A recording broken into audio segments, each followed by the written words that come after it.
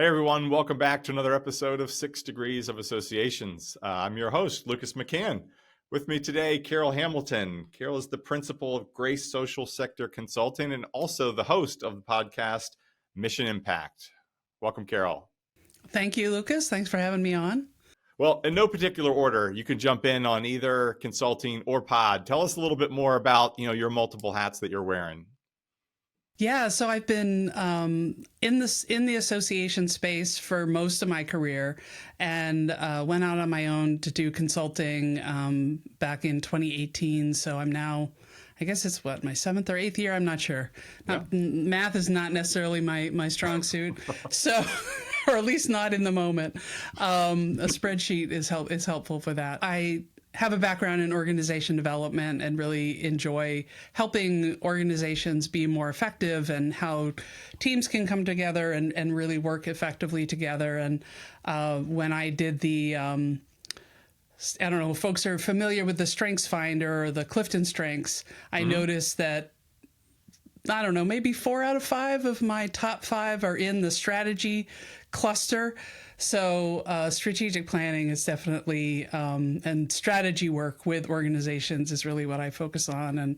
And back in 2020, I started the podcast Mission Impact to have the chance to talk to a variety of different folks that serve associations and nonprofits in a variety of ways, and just learn about how they're helping organizations become more strategic to build healthier cultures.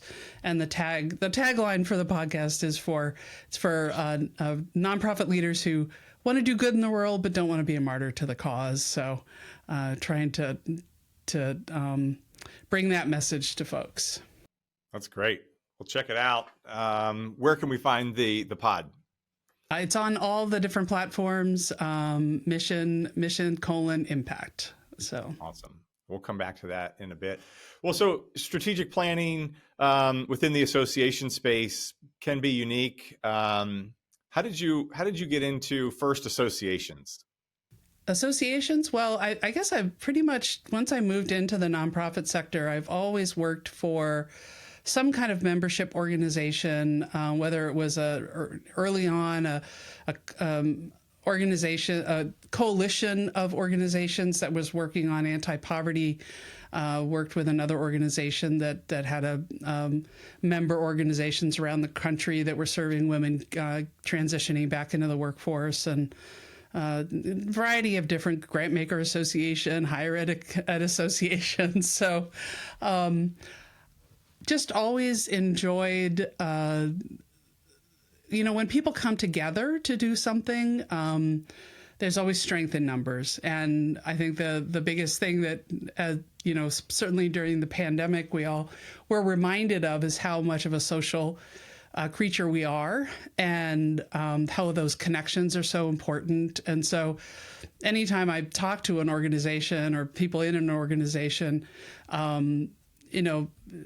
if that organization were to go away, likely someone else, a few doors down doing the same thing would think, well, wouldn't it be good if I could talk to other people who do the same thing as me? And wouldn't it be great if I could compare my experience? And maybe so we talk to some more people and they'd recreate the organization, because we want to be able to not be lonely in the work that we do. Yeah, that definitely taught us some of those lessons, or brought to light things that were already apparent. It also brought to light that period the need for strategic planning. I think previously I saw a lot of associations who would do a strategic plan every 5, sometimes 7 years.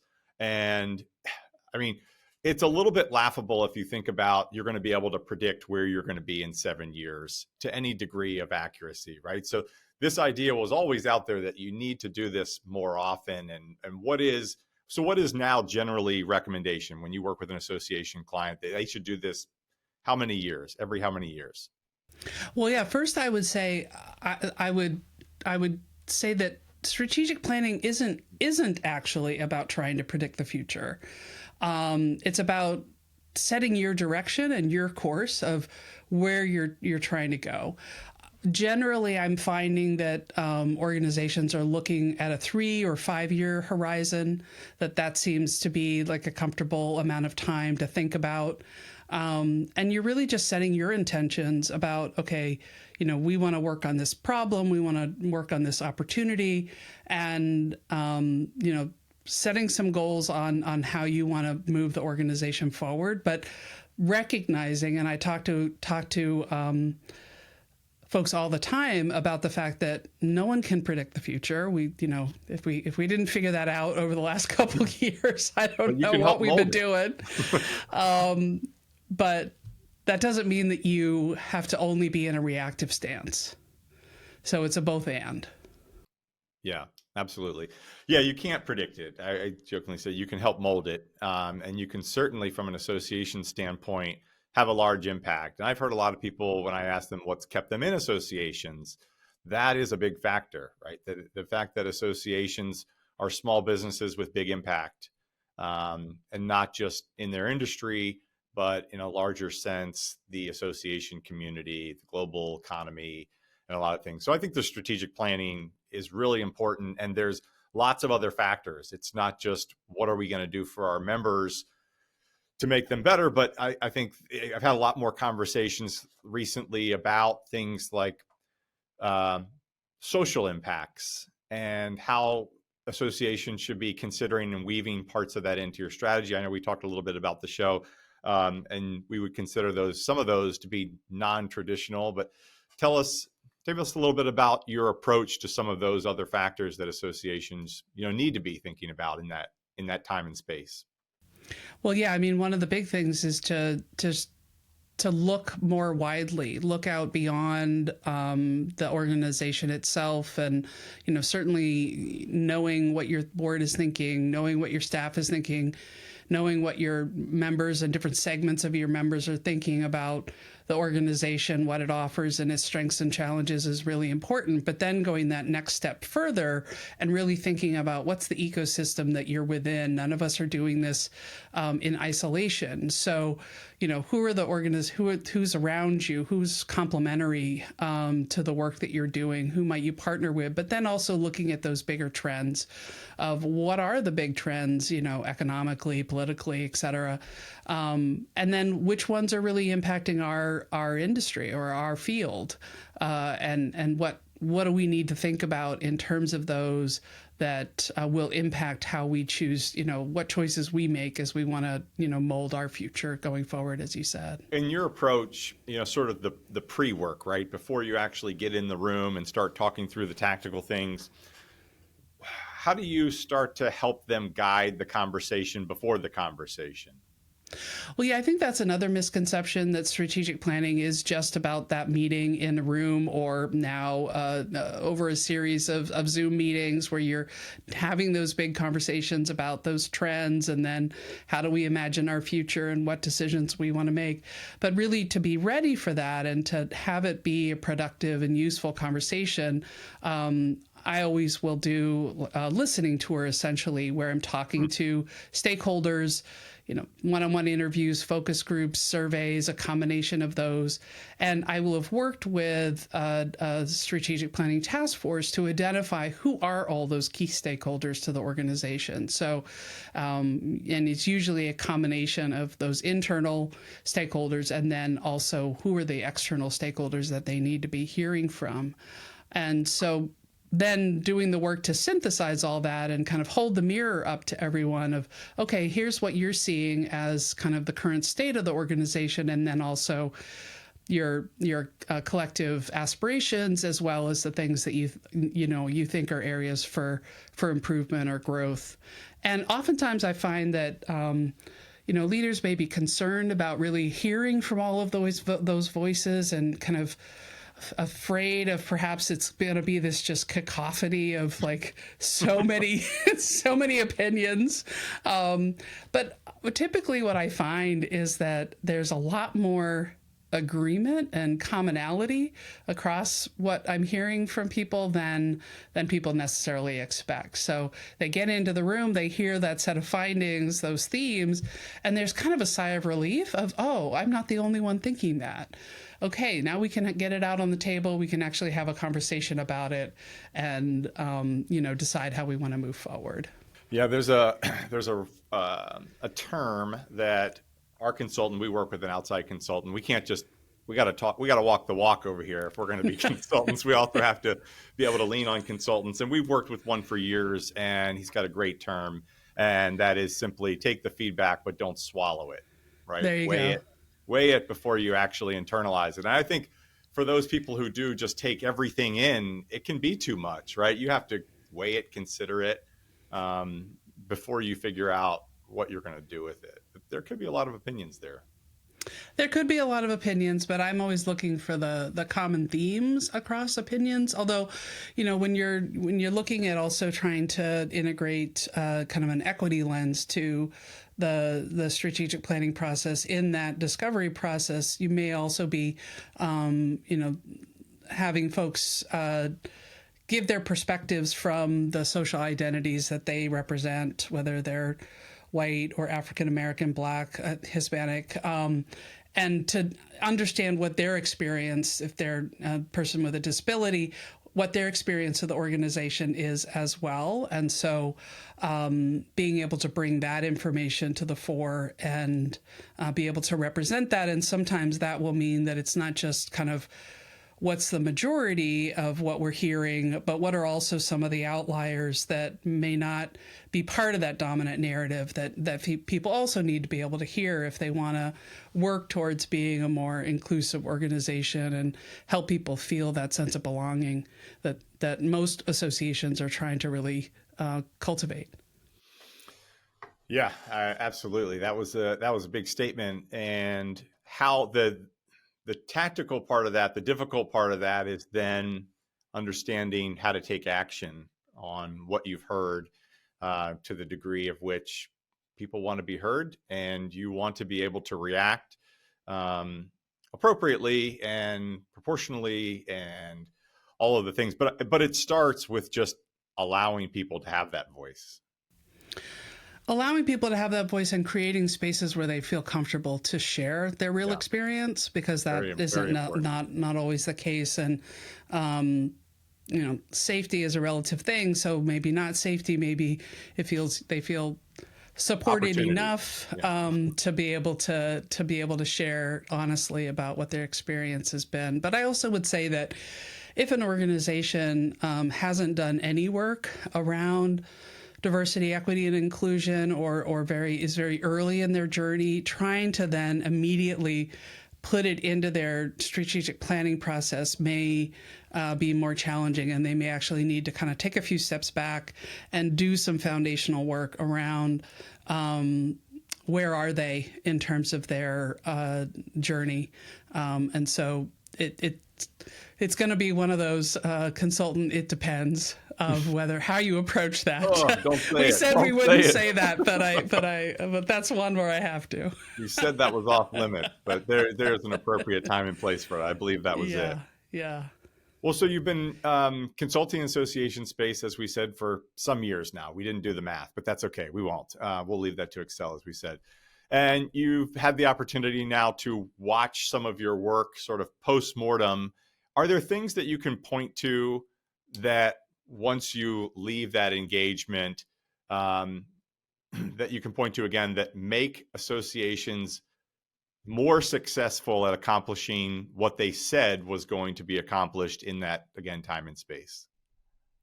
Well, I think it goes back to that beginning piece of who are you including in the process and whose voice are you listening to, so that at the end of the process, when you've made decisions about we're going to do X, Y, Z, people are actually excited and see themselves in that plan, so that they do want to put it into and actually move it to operationalizing it. So I think it's foundational, but depending on the organization, they dealt with with different issues, and some getting ready to go through a leadership transition, and so what are all the things that they need to do around there, and seeing them move that forward, or improving their volunteer experience, that they realized that they had an old model that worked 10, 20 years ago, but they really needed to simplify and create new group, additional groups to split up the work and make it more feasible for today's realities. So it's, each of those, what are they going to do is going to be particular to the organization. But, and I'm always trying to help the group find a nice balance, or kind of that Goldilocks point of between aspirational and realistic. So they're pushing themselves a bit. It's not just, business as usual, but it's also not so far out in the future or so aspirational that it really has no connection to the current capacity of the organization. So, because with that, people also don't feel like they can make progress, and they get discouraged easily. So it's finding that nice kind of balance between the two, so that you are pushing yourselves and moving forward in a positive direction, but one that you also can start celebrating those small wins early on. Yeah, well said. I think at the risk of possibly offending folks in membership and events and development and other areas of the association, this is where I feel like marketing really can shine. Like, it is the communications aspect of, to all the people who we could include, as many people or all the people that make sense to be in that space of strategic planning. But then it's really the role of marketing to help everybody understand not what we're doing, but why we're doing it, right? There's a basis of conversation that goes into strategic planning that talks about, or should talk about, why do we want to do this? What are we really about? And if that piece is missed, that seems pretty important. If you just start running out of the gate coming from that meeting going, well, here's all the things we're going to do, and without clarity. And I think the other thing that can trip organizations up is when they don't spend enough time really prioritizing at some part in the process, whether it's the end of that meeting or the next meeting, and so they end up with that laundry list of things that they're supposedly going to do, and it's so many things that none of it gets done, and then folks are like, why'd we even bother to do strategic planning? Well, you got to do the decision part, you got to do the prioritization part, and do the focus part, so that where you're putting your energy. And then, as you said, that communication piece is super important.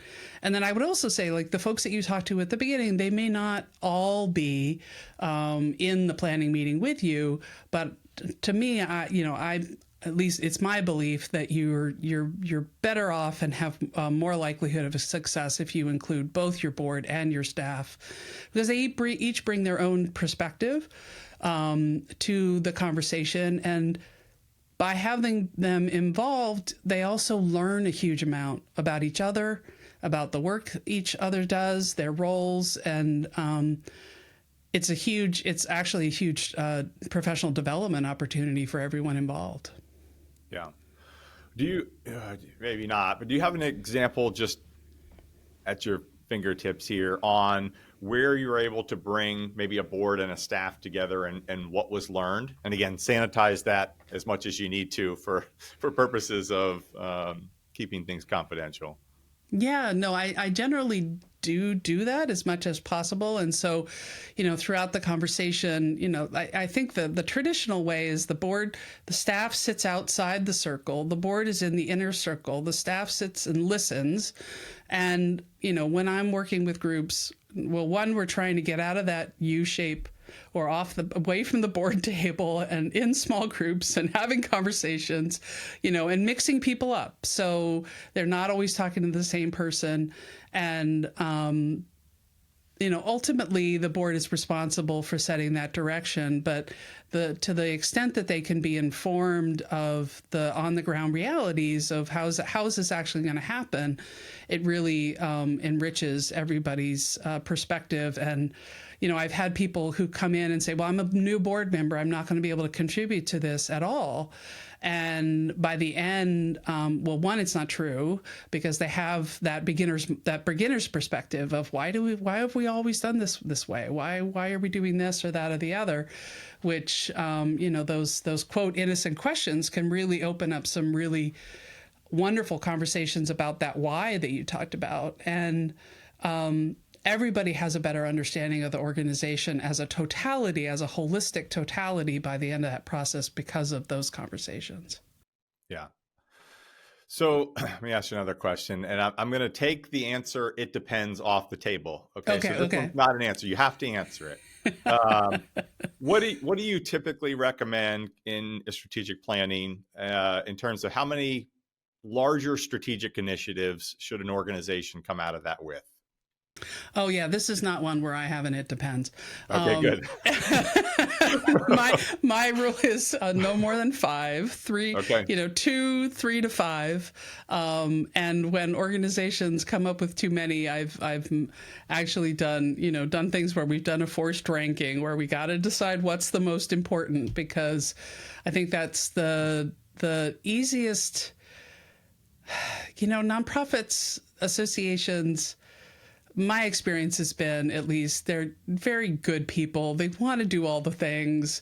And it's hard to set one set of stakeholders maybe in front of another, or set priorities. But without that, everyone's just swimming in too much, and they can't make the progress that they want to make. And then they blame it on strategic planning instead of blaming it on you actually didn't set any priorities. Yeah. And as long as you have a good, logical, reasonable group of folks, that's my favorite part is, okay, everybody, let's share some ideas. And the way that we would do it is everybody kind of put something out there to a degree. And then let's start to consolidate. Okay, that actually falls under the same umbrella. But then my favorite part is actually when we get down to like 7 and we needed to get it to 5. And there's some good, sometimes difficult conversation, but it forces, to your point, the conversation of, well, what's really most important? Is this really going to have the impact on the association, organization, and members that we really want? And ultimately, to the same degree, you got to make a decision. We have to make a decision of, one has to be. There's no such thing as equal there. Yeah. Right. You got to make some choices, because all of us are operating within resource constraints. No matter how well resourced the organization is there's still limits. What can you do reasonably with the resources, the human resources, the other resources that you have at your disposal, and reasonably move things forward? So got to make some choices, and they can be hard choices, but ultimately when you ask people to rank, the dreaming part is fun. What if we could do this? Yeah. We've, in our smart organization, we've even had some suggestions like, what if we sponsored Super Bowl ads? I'm like, okay, that really is the magic. That really is using the magic wand there. Okay, that was a little bit far, but I like the creativity. Exactly. And I think it's just helpful to be, like, we talked about the why, but it's also helpful in each step of the process to remind people where you are. Like, okay, for this next hour, 90 minutes, whatever it is, we're going to dream big. Not all of these things are going to end up in the final plan, but don't, because you can't, from your creativity perspective in your brain, you actually can't imagine and go large and cull at the same time. So you have to kind of do those as a one step and the next step. But being clear about what you're doing at any point really helps the conversation. I think that's an important, we were kind of joking about it, but it is an important part of the exercise, but only, again, if it's coupled with inclusion, because people dream at different levels and people dream different dreams. And so if you don't get it all out there, you're really missing and sometimes a key part. And so, if you go around and you sort of make people participate, right? Tell me what you're thinking and not saying, sometimes those are the best ideas. Well, and creating some different opportunities for people to participate in a variety of different ways. So, there are some folks who are comfortable, brainstorming off the cuff. They're going to be the first one to jump in with an idea. If you're always in the whole group, you're probably only going to hear from a third of the group. You're not going to hear from the other 2/3. So right. getting people into smaller groups, mixing them up, giving them opportunities to work individually, and have some time to think, as well as, group conversation. So doing all of those different things really creates more opportunity for people to step in and share what they're thinking. So you're not just doing it all in one way that favors one type of person who will show up in a meeting. So. Yeah, and the power of the small group really shouldn't surprise most folks if you think about it. I mean, friendship works the same way. You don't share your deepest, darkest secrets with, the group, but you have a few close friends that you can call at any time, tell them anything, and the smaller that circle gets, the more you share, just in general. Right. And I mean, generally, I'll be having people work in a variety of different small groups so they also have a chance to get to know each other better, and connect as people through the process as well. Yeah. So shifting gears, tell us more about the podcast. How did that come to be? What was the inspiration? What does the guest list look like? What do you all talk about? Yeah. So the inspiration was actually at an association conference. I was listening to a panel of people who are all getting close to the end of their careers, and say, well, they were thinking about their legacy and what they wanted to share with new people coming up. And I thought, wouldn't it be fun to I was in the spot where I was doing a lot of actual informational interviews, because I was kind of going through that career transition to consulting. And I thought, well, I'm doing all these one-on-one conversations with people. Wouldn't it be great if I also shared it with others? And so that was the inspiration for the podcast. And since then, it's broadened a lot from, not just people, at the end of their careers with all of that experience. I've talked to a wide range of folks at different stages, all who do work supporting organizations in a variety of different ways through consulting with associations and nonprofits, from, other people who do strategic planning, people who work on equity work, people who help organizations, do more around equitable compensation, fundraising, sponsorships. I mean, all the different areas, membership and it's been fun for me to just get a peek into other people's worlds and learn about their perspectives. And I think the thing really that I've taken away from so many of the conversations is how the work that we do, the work that associations do, at its core it's just all boils down to relationships. You were talking about those friendships, right? It all boils down to how are we relating to each other as humans, and what can we do together? Yeah, absolutely. I mean, it is a relationship-based industry. I mean, folks that we have brought into the association market from one of the organizations, that's the first thing I tell people is, they want to get in and talk about the strategy and sales cycle and all these other things. And if you don't have the relationship, I tell you, it's just going to take some time. And associations take time anyway. Sure. It's not a fast-paced, tech-driven world. And no, I mean, I remember, it's moving at the pace of trust, and at the speed of trust, and at the speed of relationship, really. Yeah, and that's very difficult. It's not something you force along. Right, you can't force trust. It's built, it's fortified. It takes time. And unfortunately, you go in the wrong direction a few times, it's easily lost. Absolutely. So. I remember years ago, Deidre Daniel used to run a session at ASE annual meeting. It was essentially how to sell to associations, and the room was packed I mean, there would be people all, just to the brim, to the walls, spilling out into trying to get in this session. And at the end of the day, that was the answer, right? It was an Mm-hmm. hour-long session to tell you essentially how to build long-term relationships. Right. Don't think that you're just going to come in and spark a flame, and everything's just going to, happen overnight. It takes sometimes a decade or more. Right. Right. Building that trust, building that, having people have a chance to get to know you, showing up, being trustworthy, being reliable. Yeah, all of those things. Well, what else? I have plenty of kind of stories that I think I've taken from my podcast. Do you have anything that stuck out, that things that you learned along the way, or just good stories? I mean, the funny ones are always when the topic actually interests me too much and we go way too long, and then I realize I've been nerding out way too much with XYZ person about the ins and outs of what they do and how it impacts organizations. So, but I do love hearing the stories and just getting a window into other people's worlds. It's a lot of fun.